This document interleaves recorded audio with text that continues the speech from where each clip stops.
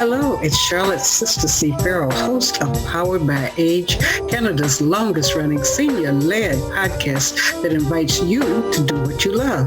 This podcast is for you if you love writing or telling stories, if you love sharing poetry or doing interviews. This podcast is for you if you love working on ways to create age-friendly cities. This podcast is for you if you love learning how to tame technology and get more out of virtual events, if you love finding more ways to share your heritage or traditions. If you love any of these things, you can go beyond listening and join our weekly podcast group. Simply email pbaafc@gmail.com and put your name in the subject line. Powered by Age is sponsored by the Government of Canada, New Horizons Grant, the 411 Senior Center Society, and G&F Financial Group.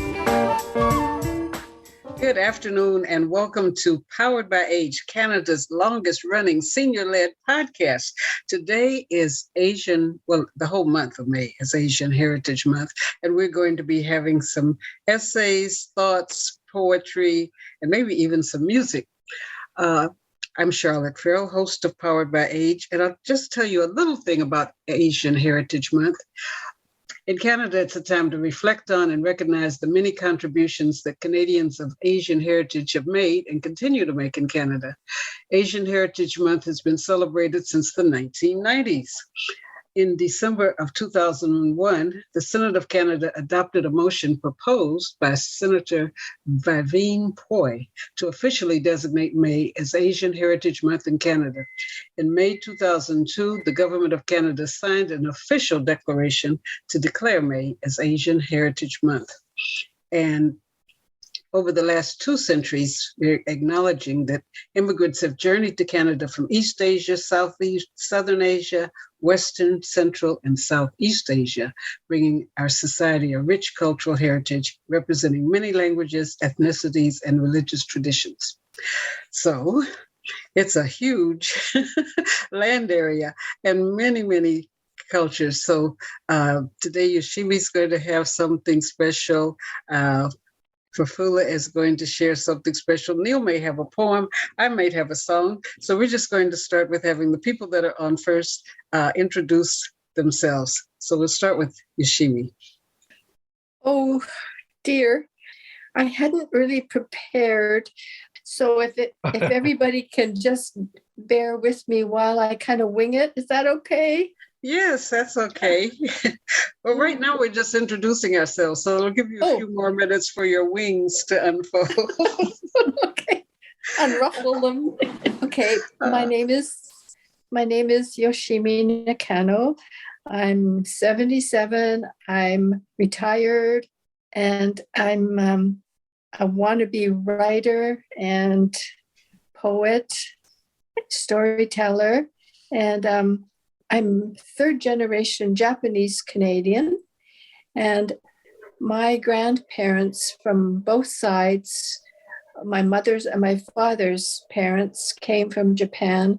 They all arrived about in the early 1900s, and my father's parents were born in Steveston, and my mother's parents, they made their way by train, my father to Kelowna.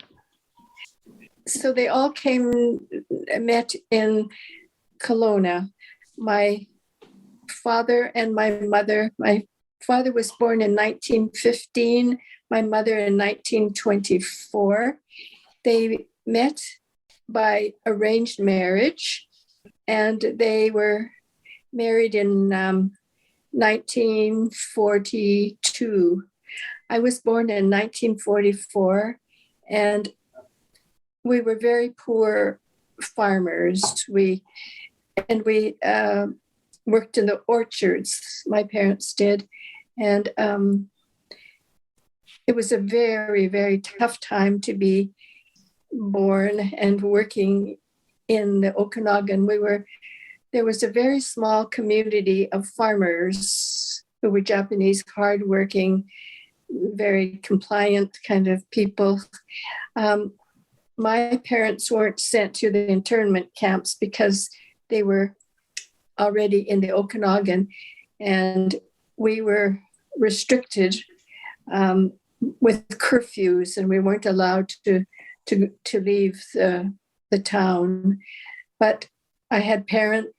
My mother had parents, relatives that were interned in the Kootenays.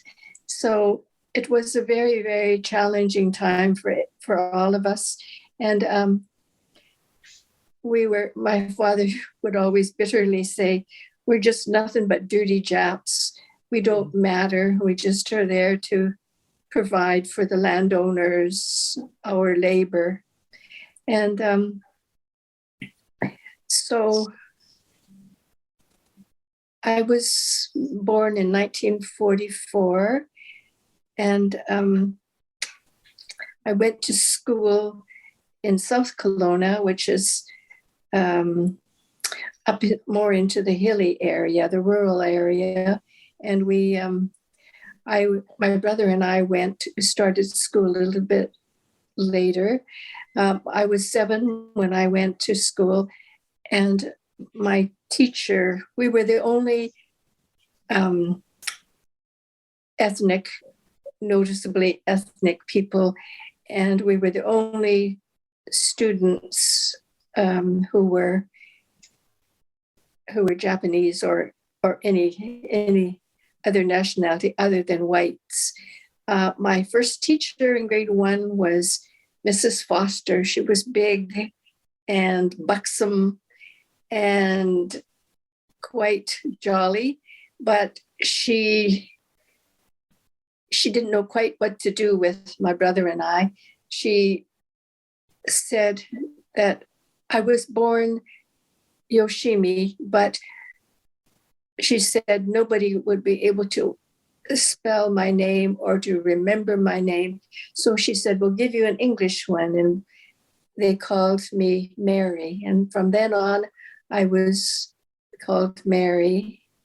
And but school was wonderful, and we had lots of friends, and it was a very wonderful time as children to grow up, because we were just ran wild in the woods and apple orchards, and we had such a wonderful natural upbringing in that way. It was a difficult family life, but my parents had problems on lots of different levels, just trying to put food on the table for us, and they worked really, really hard.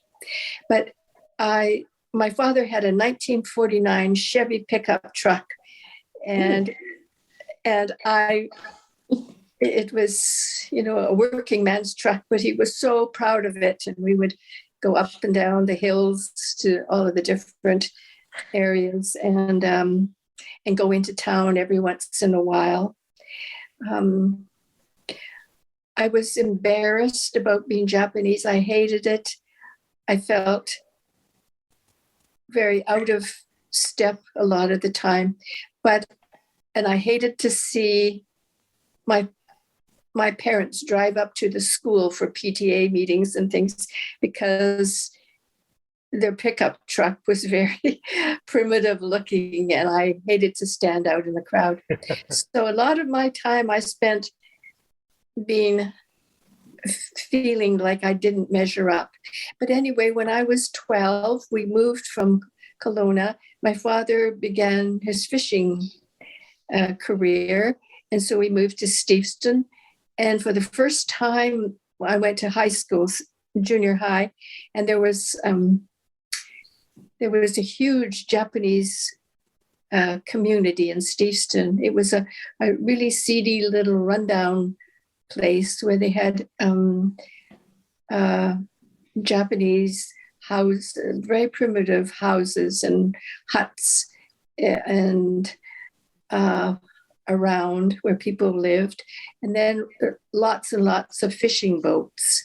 But going to school in grade 7, it was wonderful to see all these black-headed students. It was such a joy to see faces that looked like mine. And so there was lots of getting to know the Japanese community. And so I started to embrace my Japaneseness. And then I was lucky enough to meet a lot of friends who became my friends who were white. And my favorite best friend was Jewish. And she said, what's your real name? And so I said, Yoshimi. And she said, why don't you use that? Use your real name. That's who you really are. And she said, it's so much prettier than Mary. You don't look like a Mary. And I never felt like a Mary. I don't know what that's supposed to be like. But, and then as I grew older in my 20s, I was longing to be able to speak Japanese. And so I took some tutoring and some lessons, and I became much more interested in the culture and everything.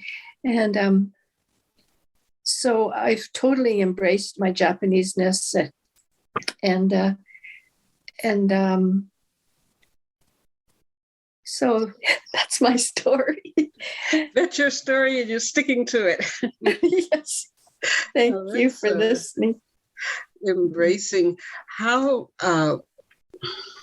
when your friend told you to use your name and you started to use it, how did that change your outlook on Canada, or living in Canada? Or did it change? Well, yes. I mean, when I was a child, I noticed that there were people, the white culture always wanted blonde hair and blue eyes, and I wanted freckles across my nose. And but I didn't. I guess I took on the cultural kind of the wartime things from the adults and the older people, and from my parents, who had a very difficult time. And but I've always felt Canadian. I didn't really dwell so much on that, but with the bitterness part. But but when I went back to my real name, I started to be interested, and I joined the JCCA, the Japanese Canadian Association. I became a board member. There was a big reunion of the redress, the Japanese Canadian redress. I can't remember, it was the 50th year or something. And I wanted to become part of it. So I was asked to write my observation in an article for Japanese American newspaper. It was a small newspaper. And so then I decided, I had never done anything like that, but I did go to the redress big assembly at the Hotel Vancouver, and I rented filming equipment and sound system that I kind of juggled around, and I got a lot of pictures, and I did a lot of interviews, and then I wrote this article, and I took the Greyhound bus to I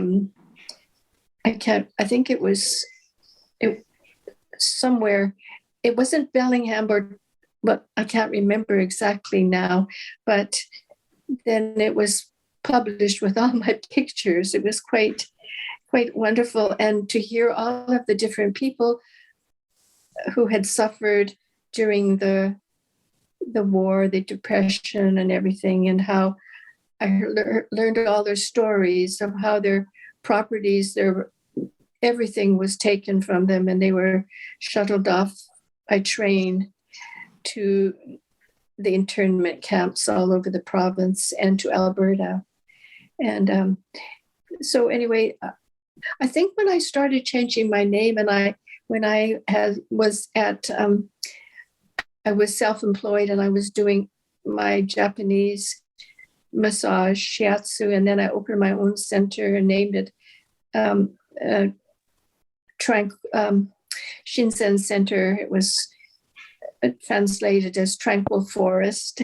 And I really embraced my Japanese-ness. And I don't know, everything really changed. Like my whole interior felt at home and grounded. And yeah, that's how I feel right now. At home and grounded. Uh-huh. Well, thank you for sharing that. Prafulla, I think you signed on next.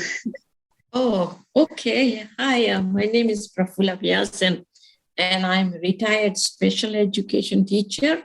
And presently I live in Melton, Ontario. So it's getting to be evening time here, but it's a good time to join this group. Mm-hmm. So I am also like a wannabe writer, like Yoshimi, and I have been dabbling in short stories that I have published in different places, maybe a poem here and there. And then I do have a novel that I finished, and I'm actually working on another one, and it's all about India because I feel very connected to India because that's where I'm originally from. So I work on the second one. So it's kind of a tough journey, and it's not easy trying to get a manuscript and then get it all, edited and then copy edited and then cover and then finally get to. So I have to get to the stage when I get and put it self-published on Amazon. And so I'm learning, but I guess first time is the toughest time to learn and get to. But I think the second one, the one I started, I was able to finish in less than 6 months, and I managed to write 30,000 words. So you learn a lot. Yeah. And now I'm finding that, thank you. You learn. And I did it in 6 months, I did 30,000, which is nice. So that first one took me 2 years. Now the second one took 6 months, and now I'm learning how to work at it, have the ideas, do the plot, think of characters and all that. So it gets easier and easier if anybody's interested in doing any of that stuff. So I come from What is your novel about? The first one is about a cozy murder mystery, which is, I'm working on it, an editor and a cover page. So I'm hoping to publish it in July. Cross my fingers, I'm not sure, but I'm hoping, but I'll let you know when it is. And the second one is like 30,000 pages. It's all about India. And I'm trying to create a really nice, picture of India, but real problems. And I like to look at issues that people are facing instead of just doing something luxurious and lifestyle and all, because there's all kinds of people that live there, right? So, and little fun and just enjoy my characters and all that. That's why I enjoy doing it. So now I come from a family of migrants because my father left India in 1950 or something. I was born in 1948, and he said I was his lucky child because he was a teacher then, and he got an offer in Africa in 1948 when I was born. So he considered me his lucky charm. And I remember going by ship, but one of those ships, it took 6 months to go to Africa. And I was actually raised in East Africa in a very small country called Malawi.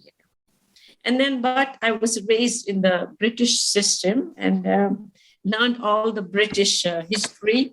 And we never learned anything about the country that we were actually living in. I had no idea, it was a British colony. That's all I knew. It was a British colony. And then it got its independence. In 1960s, it got its independence. But we didn't know anything about the country that we were living in, which was rather unfortunate. But anyway, with the sound education, and then my dad started sending us all out of his home. And early age, he just, no, you guys need to go for further education and all that. So I went to India, studied, felt at home there, and then finally came to Canada. And when I first came to Canada, I was wearing a sari, so when I got to the airport, I had my sari on and little red dot, and I had my hair tied up and very, very typical. So I stayed like that for a while. And then slowly I changed because I realized I can't wear a sari in the snow, right? And walk around. slowly my whole thing changed. No sari anymore. And then I started wearing jeans and t-shirt and a sweater and things like that. But like Yoshimi, my name is Prafulla. And a lot of people are saying, what? I don't understand. How do you pronounce it? How do you spell it? And I said, it's Prafulla and it's going to stay that way. No, I'm not changing my name. Because I didn't see the point of changing my name. I said, what name can I have? Like, I can't imagine replacing my name with some other name, And I said, well, that's it. That's all it is. I can't do anything about that. So gradually I learned, and I always stuck to my values and my parents' values, because we're typical Indian, brought up in a very sheltered Indian way of life. And girls should do this and girls shouldn't do that, and that kind of an upbringing, and all that. And so I would remain a strict vegetarian, because in my family, we didn't eat meat. My father, mother, we were vegetarian. So I'm the only one from my family members that is still vegetarian, And thank you. And so slowly, but me too, I feel I've been in this country for 45 years or so, and it has changed me. It has really, really changed me a lot, So I am thinking that what I was when I first came in the country with a sari and a slippers, I didn't even wear boots or shoes. I had those slippers, champal that you wear in India, Right. And a little handbag and all that. So it's funny when you think about it. And my hair was a little longer, like tied up, and and that's how I was. And my husband said, "You got to change. You can't stay like this. And you're going to be modern, and you're going to do this, and you're going to do that." So, but slowly the culture did change, and I changed. So there's good and bad about the culture, but mostly good. And thank God, like in the 70s when I came. And I was looking for an Indian grocery store. There was only one Indian grocery store in Toronto on Dundas Street. Mm-hmm. And we drive all the way. We used to live in Toronto. So we'd drive to that grocery store on Dundas Street to buy all the spices and everything, right? Because I couldn't cook without the Indian spices. So I needed to have all that. And that I remembered. But look at now.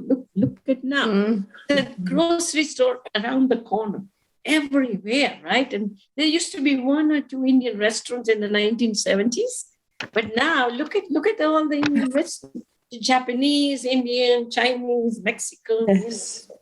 So I think I'm very fortunate to be living in Canada. Did you find when you were teaching that the children were interested in knowing more about Indian culture or your heritage?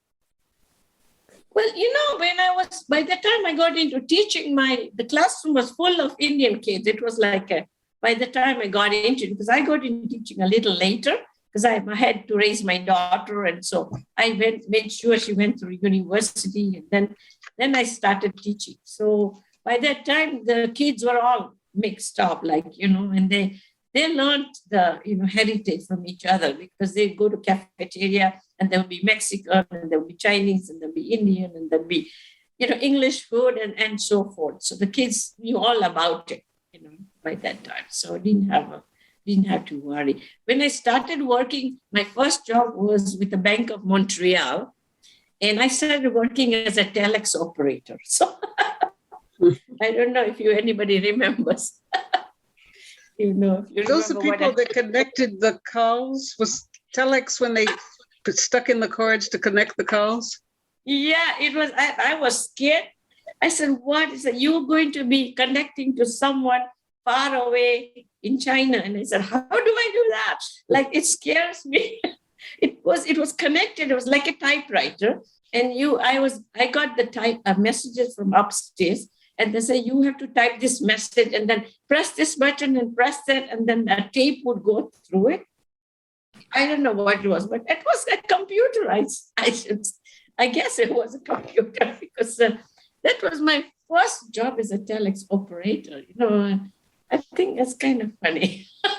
Oh, well, thank you for sharing that. We'll be looking forward to hearing a reading from your book. All of the authors have been sharing some of their readings, so we'll schedule a time for you to do a reading.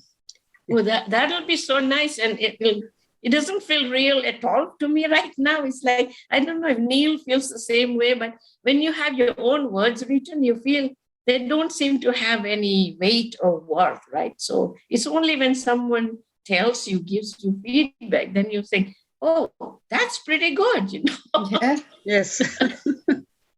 So thank you. Thank you. Oh, Lesley? Yeah, so congratulations, Prafulla, on finishing your novel. That's quite an accomplishment, actually. Yeah. Yes, very much. Thank you. And I must say, the first time when we first got a phone when I was a child and I had to use the phone, I was scared to answer it. So there you go. Yeah, my background isn't nearly as interesting as Yoshimi's or Prafulla's. I am also an immigrant. I'm from the United Kingdom. I was born in London in 1948, which was right after World War II, and grew up with houses around me that were still damaged from the Blitz. We moved from there. We moved to a new town, which the government was building to rehouse all the people that were left homeless by the war. Moved to a new town north of London. Stayed there until I left high school, then went back into London to work. And from there, I came to Canada, just looking for new opportunities, new horizons, and settled on Vancouver because the climate was very similar to the rainy weather in London. So didn't want to face those cold Eastern Canadian winters. So yeah, so that's my story. So Another story that she's sticking to. Lesley, Mhm. you were born in 1948? Yes. Oh, it's the same age then. Yeah. What month were you born in?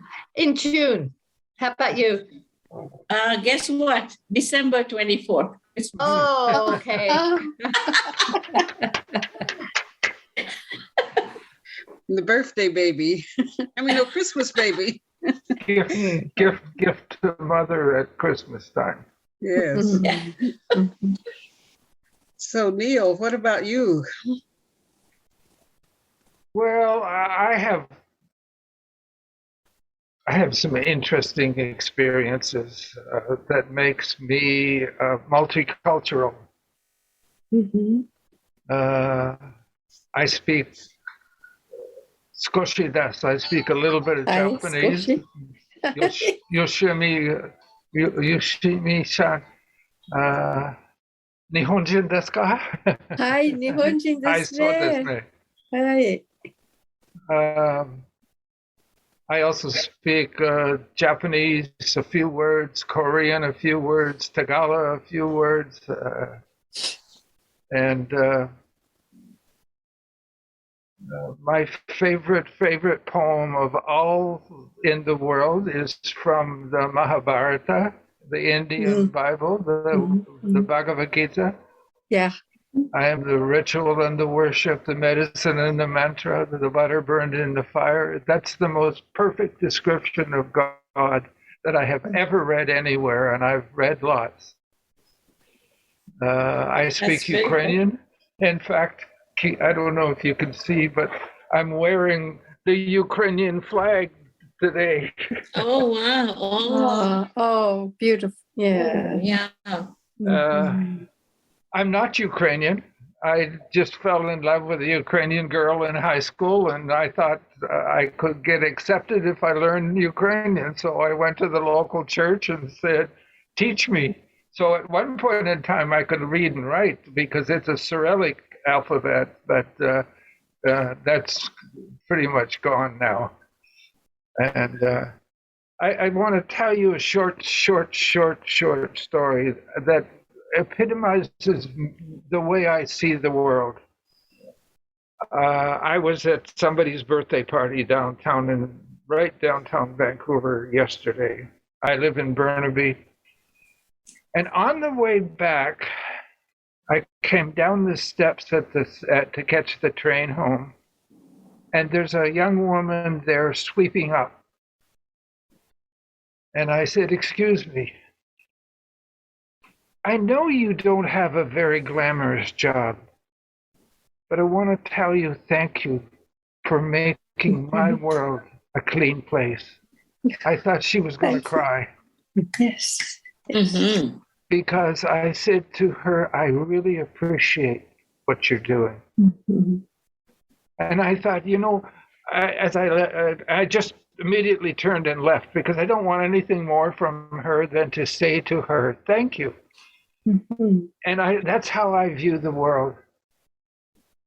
And we all, as I say occasionally, we all have the same blood in us from the same mother. So we are all sisters and brothers, and some sisters I want to be more intimate with than others, but that's beside the point. Yeah. Yeah. I try and deal with this world as I would have this world deal with me. So the last part of my story today is that I went to Nanaimo on Tuesday and bought a motorhome. Oh, very nice. I am so scared that I have gone to Nanaimo, up all the way up to Campbell River and bought a motorhome. Mm-hmm. Because I'm going to go across BC and hopefully next summer across Canada and collect poems from seniors. Mm. Now, I'm sure Charlotte will support me. I got Simon Fraser University supporting me.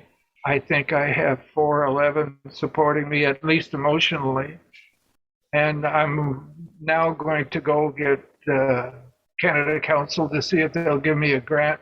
And because I want to put together a book called The Wisdom of Seniors in Canada. Mm-hmm. So you'll see in the chat, I put my email address and said, send me your most favorite one. I only want one poem, but send me your most favorite poem and a short bio to ncr223@gmail.com. Okay, Neall, say that again more slowly for the people that just listen to our podcast. The email to send their poem and bio. Okay, I want a short bio and your one favorite poem to ncr223@gmail.com. Neall C. Ryan and there's my birthday, 223, February 23rd. So I felt I didn't need to put the 1940 that I was born. I just needed to put the date so you could identify me.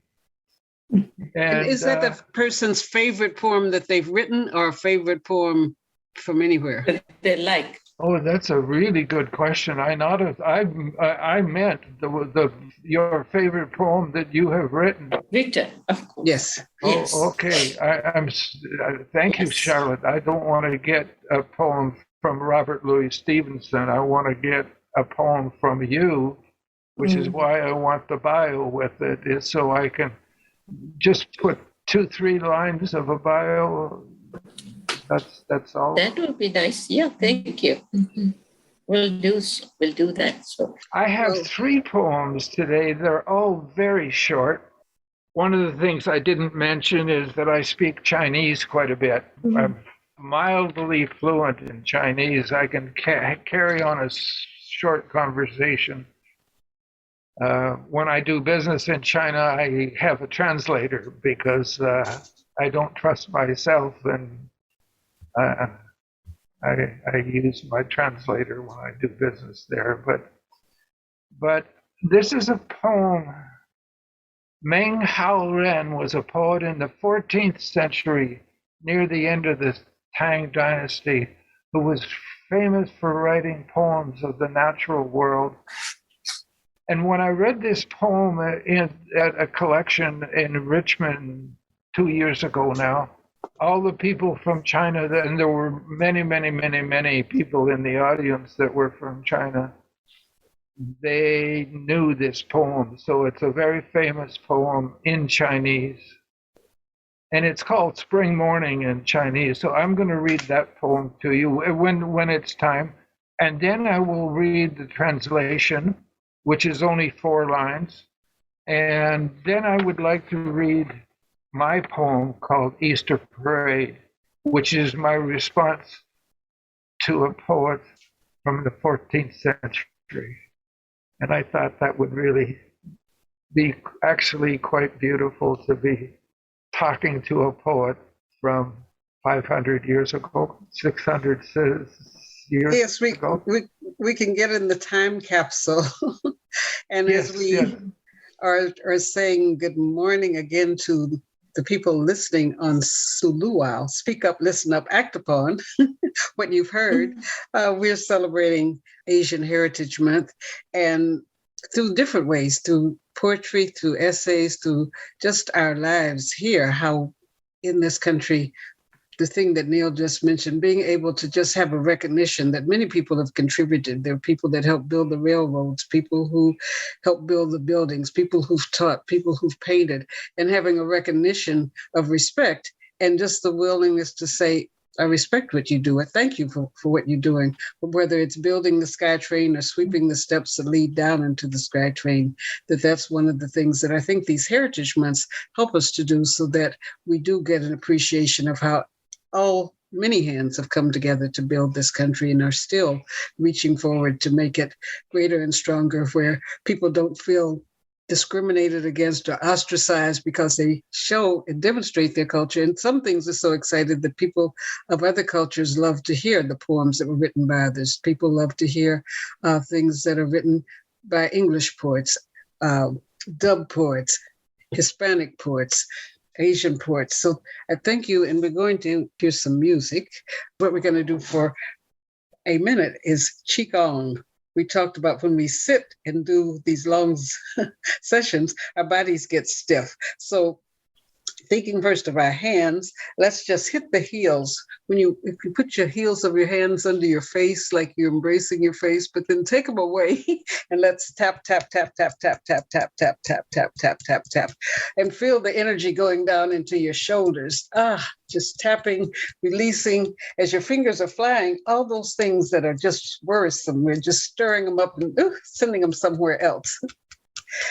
And now, with your hands, because again, we're talking of unity, but the unity with our hands, just slip your fingers down to the end of each finger, and then let's touch them, then bring your hands forward. So each finger is touching another finger, and just gently tap, tap.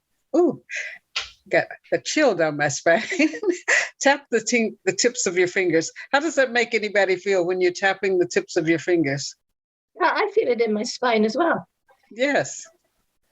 Okay, now we're going to reach around, because everybody needs a hug at some time. We're going to hug ourselves, bring your arms, your hands up on your shoulders, and just squeeze, squeeze, squeeze. Bring it up closer to your neck and just rotate your fingers. Such a loving, see, we can see ourselves.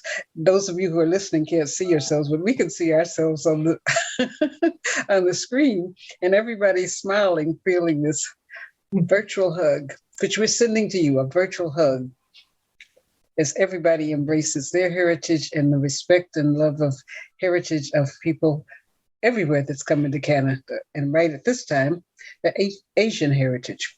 So now Neall has a couple of poems that he's going to read. Yes, I do. This one in Chinese is called Chun Xiao, and that translates into a spring morning.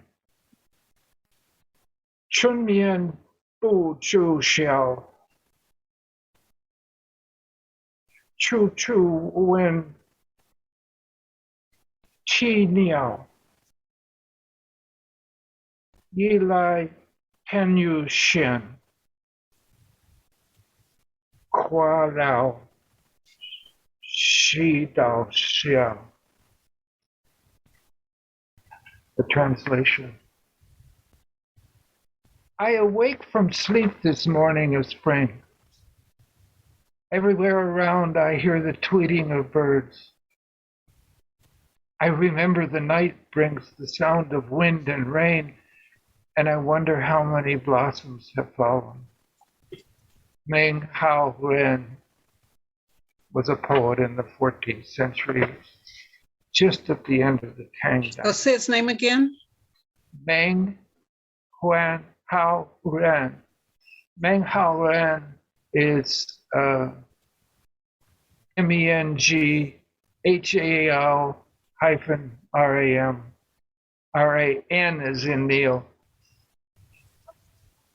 Chun miao bu zhu xiao, chu chu wen ti miao, ye li feng yi yu shan, hua hao zhu shi tao xiao. I love language, and I love the rhythm that he has in there. It's. I think it was what attracted me to read this poem at the Chinese festival in Richmond at the library there. And my reply to him is called Easter Parade. I sit among 4 cherry blossom trees, intermittently releasing petals that fall like large snowflakes, covering the terrace in a pink-tinted blanket.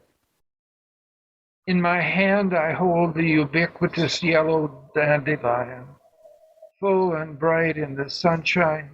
Its intensity begins to fade as I lay it among the spine of my open book. Somewhere behind me, a white-capped chickadee beeps out his value as he seeks a mate. The DNA imperative, meaning he know not else to do. Drops of rain interrupt my blissful Eden, causing me to seek shelter among the pine trees. And as the rain quickens, it briefly turns to hail, with lightning and distant thunder joining the audacious clouds that interrupt the sun's task to renew and replenish. Thus Mother Earth announces her change of dress. This has been the Earth's ritual repeatedly for millenniums. This is Mother Earth at her repeating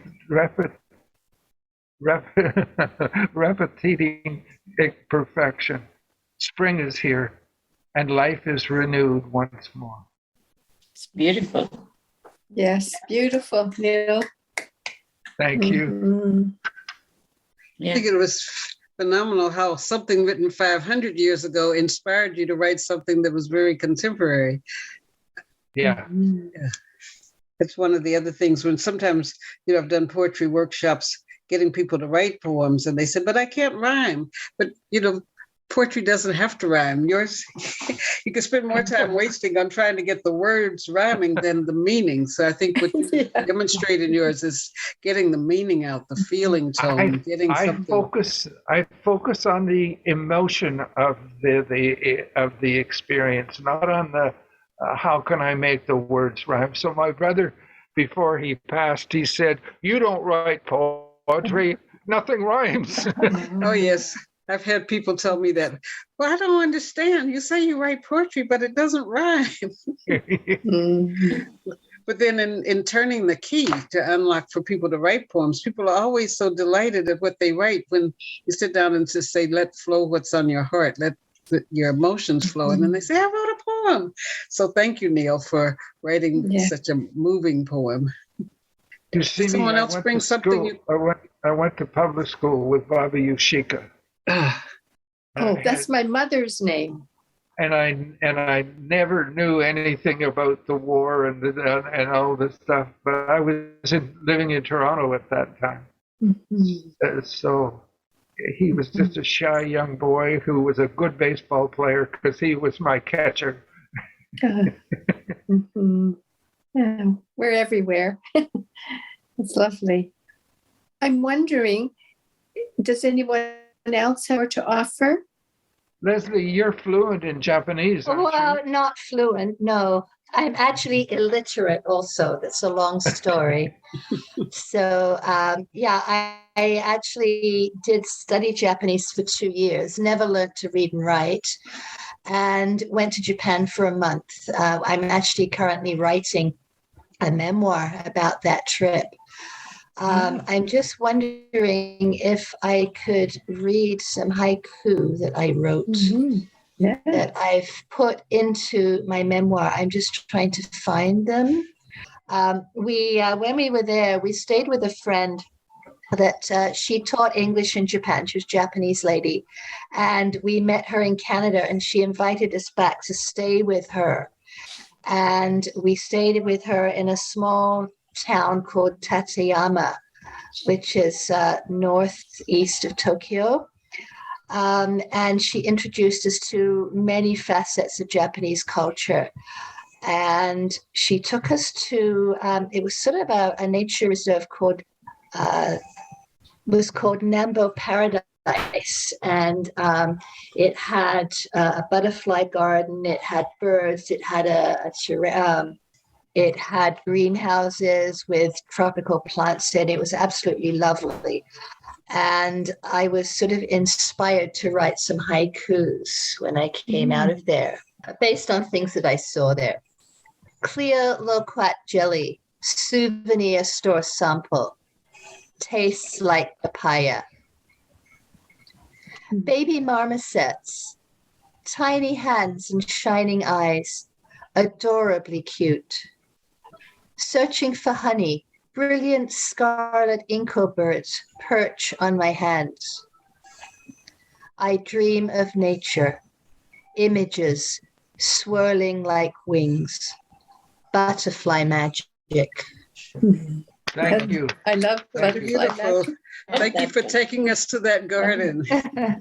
Mm. You know, we are really one world.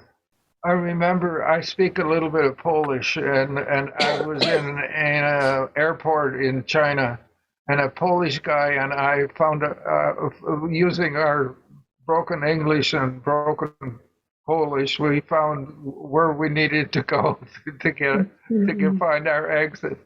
And so we are one world. We are one people. Yeah, I had an experience living with a family in Greece, and the daughter spoke English, but she worked during the day, and I was there with the mother, and she got a magazine, and from the magazine, saying things, we got common language. She would tell me what the word was in Greek, and I would tell her what it was in English, and by the end of the week, we really could have a conversation going just around pictures, So just that environment, as Lesley showed, the environment of being in a garden, it just spun off so many beautiful little haikus. What a beautiful idea. Use a picture. Yes. Would there be time to read one that I wrote about mothers? Yes. Go for it. Okay. It's called Tell Your Mother. It's 7:00. The daylight is fading as I hurriedly walk with my cart towards the Canada Line station to Richmond. I'm running late. By now, Mother will be fretting as usual, with possible catastrophic reasons for my delay running through her head. I take a seat beside a woman at the front of the crowded train. As I quickly settle beside her, I notice that she's masked, has a ponytail, and is clutching two small bouquets of delicate flowers, purple freesias and blue hyacinths. I comment on their beauty and freshness. Her eyes smile. They're from Whole Foods, she says.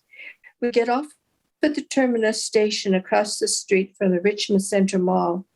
Its entrance, which I usually pass through, has closed at 8:00. I'm a little disoriented in the darkness in deciding a detour around the mall to my mom's place. My former seatmate notices and offers to show me the way en route to her own home a few blocks away from my destination. Where are you going? She asks. I'm going to stay overnight with my 97-year-old mother to keep her company. She lives alone in her 2-bedroom condo over there. I point. Wow, she says. How is her health? Not so good right now. She had a bad accident 2 weeks ago. She walked 4.5 blocks to City Hall. After paying her water bill, she tripped going down some steps when the casters on her walker locked. She landed face first on the cement. Oh. The impact was so strong, she had to pry her glasses from her face. The pain from the multiple bruises and bumps on her head and body, the sudden shock of it all dazed her. She was afraid she was a goner. No one was around, so she managed to pick herself up and walked all the way back home. She's always been a feisty woman. Oh, your poor mother. Her eyes show concern.